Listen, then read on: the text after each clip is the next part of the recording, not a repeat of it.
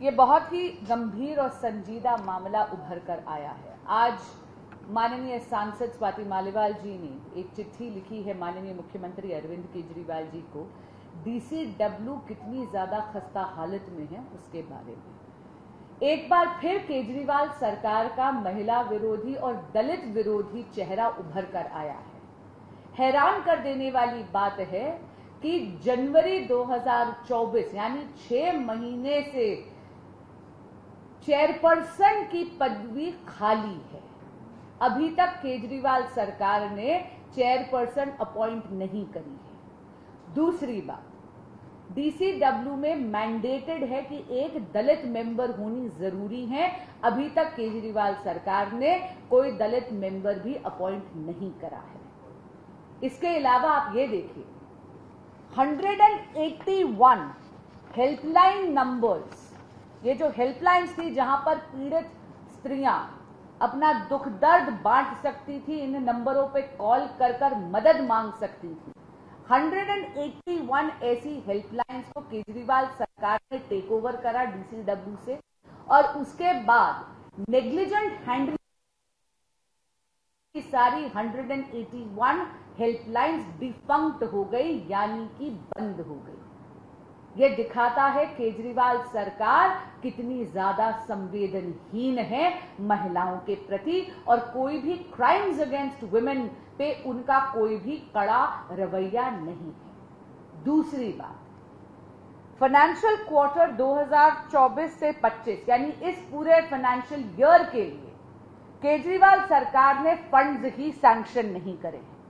इसके कारण एम्प्लॉइज की सैलरीज नहीं मिली है, और वो श्रेणी एम्प्लॉइज की जिनको सैलरी नहीं मिली है, एक बार जरा देखने वाला है। This group encompasses crisis intervention centre counsellors, mobile helpline counsellors, Mahila panchayat counsellors and rape crisis cell lawyers. यानी ये वो लॉयर्स हैं रेप क्राइसिस सेल के जो जाकर पीड़ितों के मुकदमे भी लड़ते हैं, लेकिन इनमें से किसी को भी अभी तक उनका वेतन नहीं मिला है। ये पूरी की पूरी वो श्रेणी है एम्प्लॉइज की जिनका डायरेक्ट कांटेक्ट होता है विक्टिम्स के साथ, जिनका काम होता है उनकी पीड़ा में सबसे पहले उनकी मदद करना। इसके अलावा आप ये देखिए, हाईकोर्ट के बार बार ऑर्डर्स हो जाने के बाद 9 मई 2024 और 30 मई 2024 को हाईकोर्ट ने ऑर्डर दिया था, जहां पर केजरीवाल सरकार को निर्देशित करा गया था कि वो वेतन दे, तो भी केजरीवाल सरकार ने इन एम्प्लॉइज को वेतन नहीं दिया है। यहां तक कि इस पूरी की पूरी DCW का बजट भी कट करा है। ये बस यही दर्शाता है कि केजरीवाल सरकार की कोई नीयत नहीं है दिल्ली में महिलाओं की सुरक्षा सुनिश्चित करने की, कोई नीयत नहीं है क्राइम्स अगेंस्ट वुमेन में जो हमारी उत्पीड़ित महिलाएं हैं उनकी मदद करने की। पर यह पहली बार नहीं हुआ। आपको याद होगा, दिल्ली प्रदेश ने पहले भी भाजपा ने एक प्रेस कॉन्फ्रेंस करी थी, तब आपको याद होगा पॉक्सो के केसेस में केजरीवाल सरकार ने 6 महीने तक प्रोसिक्यूटर्स ही नहीं अपॉइंट करे। इसी तरह खुद सांसदा जिन्होंने ये पत्र लिखा है वो भी माननीय मुख्यमंत्री अरविंद केजरीवाल जी की ही मौजूदगी में उन्हीं के घर पर उन्हीं के साथ दुष्कर्म हुआ था। केजरीवाल जी उन्हीं की सुरक्षा सुनिश्चित नहीं कर पाए थे। वो दिल्ली की महिलाओं की सुरक्षा क्या सुनिश्चित करेंगे? DCW की ये जो खस्ता हालत है ये इसी बात को परिलक्षित करती है। धन्यवाद। Second point, Rahul Gandhi.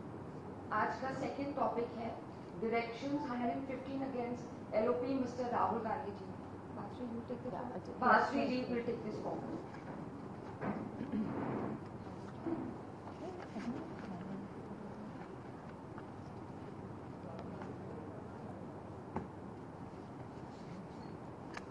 कल सदन में माननीय नेता प्रतिपक्ष श्री राहुल गांधी जी ने अपनी स्पीच में कई ऐसी इनएक्यूरेट स्टेटमेंट्स करी जिससे उन्होंने सदन को गुमराह करने का प्रयास करा। आज डायरेक्शंस बाय द स्पीकर के तहत डायरेक्शन नंबर 115 के तहत एक नोटिस मैंने ऑनरेबल स्पीकर जी के समक्ष रखा था और आज सदन के पटल पर उसको रखकर निवेदन करा कि अध्यक्ष जी उसका संज्ञान लें। अगर आप कल माननीय नेता प्रतिपक्ष श्री राहुल गांधी जी का उद्बोधन देखेंगे तो उनमें 3 बातें हैं जहां पर उन्होंने इनएक्यूरेट स्टेटमेंट्स करी हैं, जहां पर उन्होंने सदन को गुमराह करने का प्रयास करा। सबसे पहला मुद्दा है अग्निवीर का।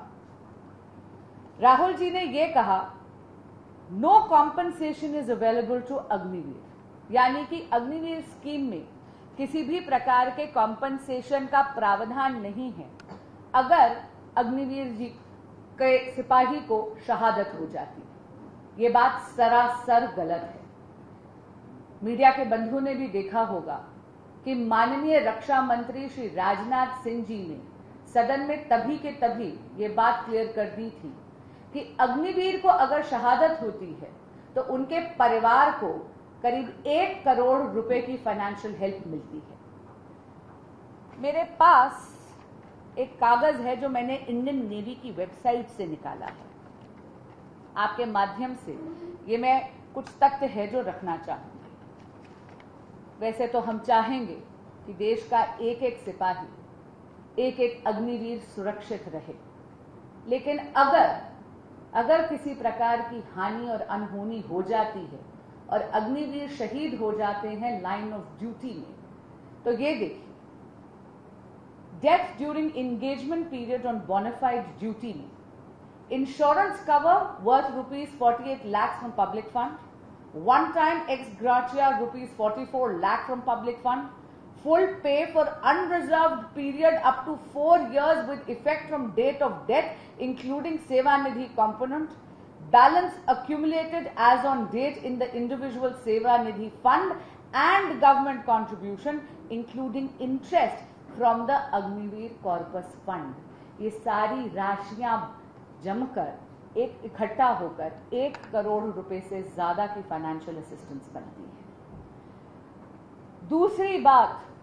दूसरी इनएक्यूरेट फैक्ट जो माननीय नेता प्रतिपक्ष राहुल गांधी जी ने कहा सदन में, उन्होंने कहा कि no MSP is given to farmers, कि भारत के किसानों को भारत सरकार, मोदी सरकार एमएसपी नहीं देती। ये बात सरासर गलत है, असत्य है। Government has always been providing MSP support to the farmers. Recently, on 19th of June 2024, the government has announced MSP for 14 Kharif season crops, including paddy, ragi, jowar, maize and cotton. मैं आपके समक्ष कुछ आंकड़े रखना चाहती हूँ। ये एक चार्ट है, मैं मीडिया के बंधुओं को इसकी कॉपी जरूर दूंगी। ज्वार हाइब्रिड में 124% से इंक्रीज हुआ है एमएसपी में। 2013 से 2014 में 1500 रुपए क्विंटल मिलता था, अब 3371 मिलता है 2024-2025 में, यानी 124% से इंक्रीज हुआ है एमएसपी। ज्वार नॉर्मल वाला पहले 1520 2013 से 2014 में मिलता था, अब 3421 रुपीज पर क्विंटल मिलता है 2024 से 25 में, यानी 125% से इंक्रीज हुआ है। इसी तरह बाजरा 110% से एमएसपी बढ़ा है, रागी में 186% से बढ़ा है, तिल यानी सेसमी सीड्स में अगर आप देखें 270% 270% से एमएसपी बढ़ा है, नाइजर सीड यानी खिलौंजी में 149% से बढ़ा है, मसूर की दाल में 118% से बढ़ा है। तीसरा असत्य या इनएक्यूरेट स्टेटमेंट जो श्री राहुल गांधी जी ने सदन में कहा वो था, उन्होंने कहा कि भारतीय जनता पार्टी का रुख किसानों के प्रति सही नहीं है और ये कहा कि हम किसानों का आतंकवादी कहते हैं। ये बात सरासर झूठ है, असत्य है।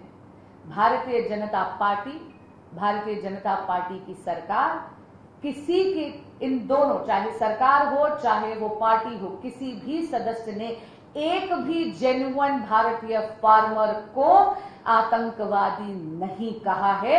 ये बात गलत बोली गई है राहुल गांधी जी ने, सदन को गुमराह करने की बात करी है।